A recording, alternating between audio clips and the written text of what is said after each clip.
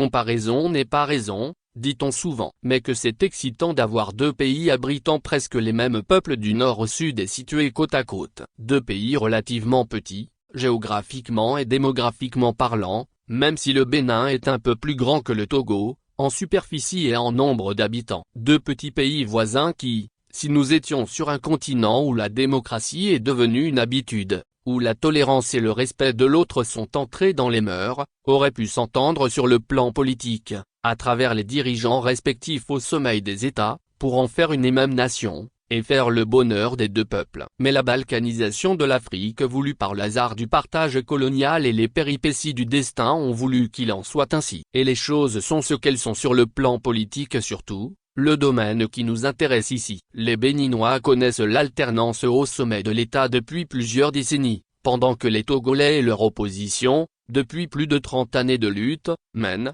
comme David contre Goliath, un combat désespéré contre un pouvoir brutal de dictature, de père en fils.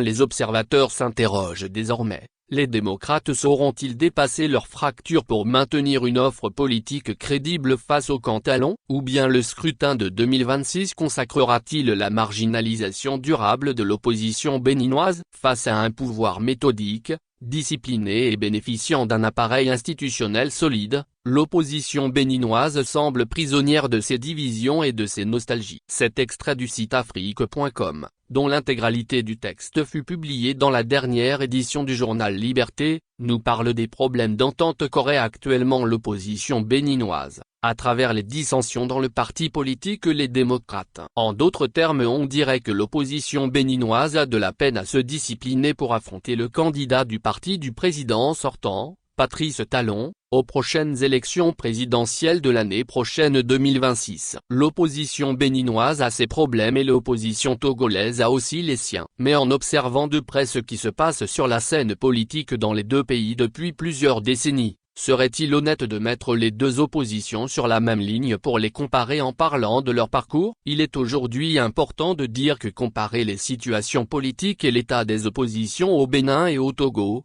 reviendrait à comparer le jour et la nuit.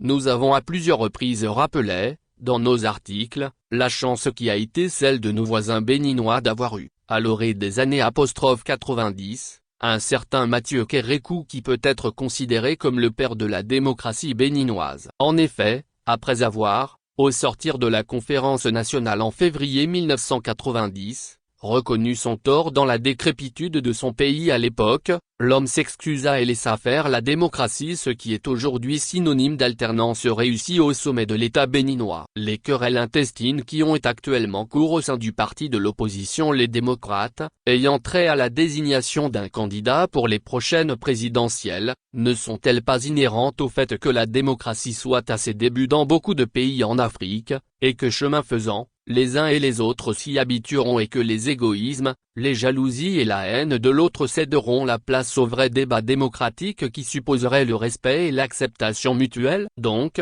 ce qui se passe au Bénin au sein de l'opposition peut être considéré comme la continuation du processus d'apprentissage des règles et contraintes de la démocratie, et qu'à la fin de ce processus, nous espérons que c'est la démocratie béninoise qui sortira grandie et améliorée.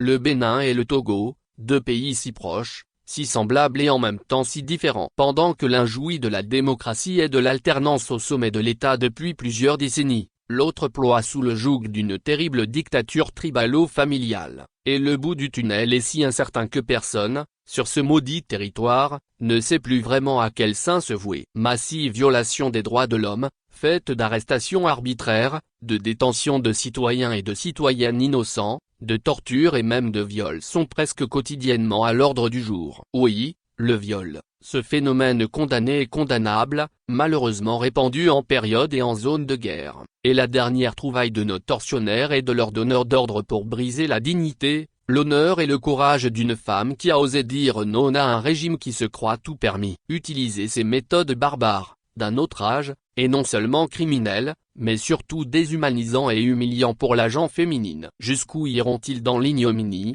dans la haine de leurs compatriotes, dans la négation de l'humain, pour la seule conservation du pouvoir politique, avec des pratiques bannies, même en territoire conquis? Et surtout, Jusqu'à quand tiendront-ils les Togolais en esclavage, en dehors du concert des nations respectées, pendant que le Bénin, par exemple, a déjà tracé sa voie et se développe? Samari Tchadjobo Allemagne. Actualité Bénin éditorial politique Togo.